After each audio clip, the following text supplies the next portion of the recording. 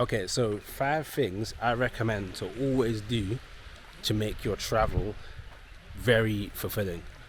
Okay, so first one is definitely always explore. Don't stick to the norm. There is like things that people will suggest you should do, but you should always just walk around, see what other things there are to do, and kind of make a list and stockpile what it is you want to see when you go to a destination. Like, let's say Turkey, for example. First thing I did when I came to this specific area is I looked at all the landmarks, kind of got an idea of the history and the things that would be worth showing and showcasing, and the things that would interest me, and the distance they're at from where I'm staying.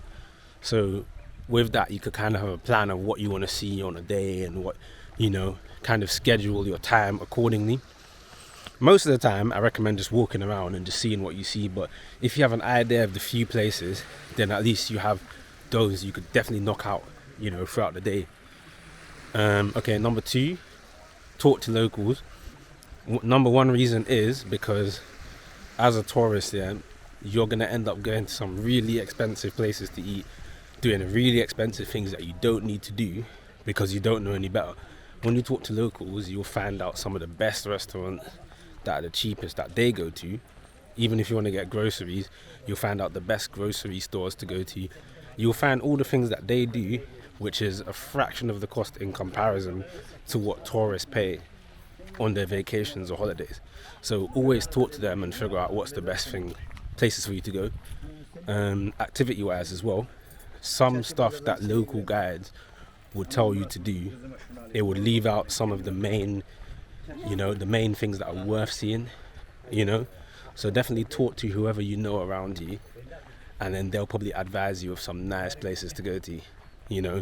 Like Turkey, for example.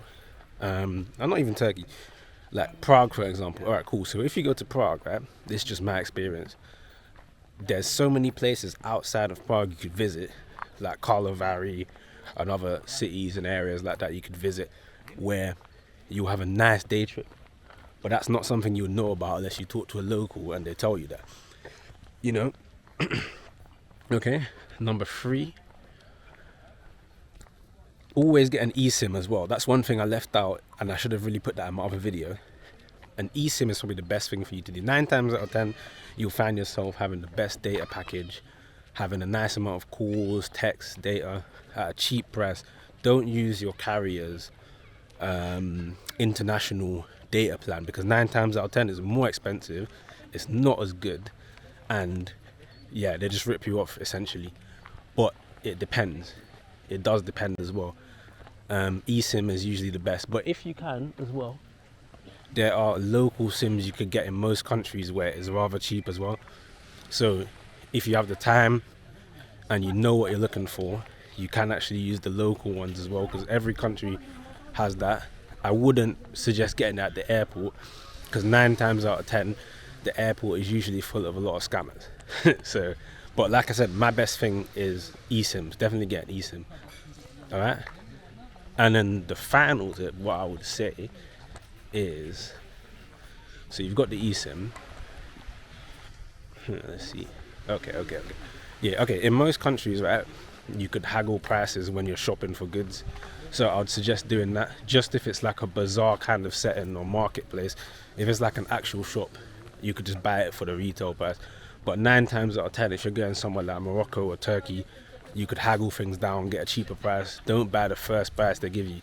Never do that, unless it's like a proper built-up shop. But if it's like, let's say, just a marketplace or a bazaar, something of that sort, always haggle it down. And it's actually a common practice that most people do. If you don't do that, it's strange. So yeah, but it just depends on the destination you're going to as well. But I found in most places they're open to haggling and kind of bringing the price down a little bit, essentially, because they want to make business and they want to make you happy. So I would suggest definitely doing that. So I guess that's my 5.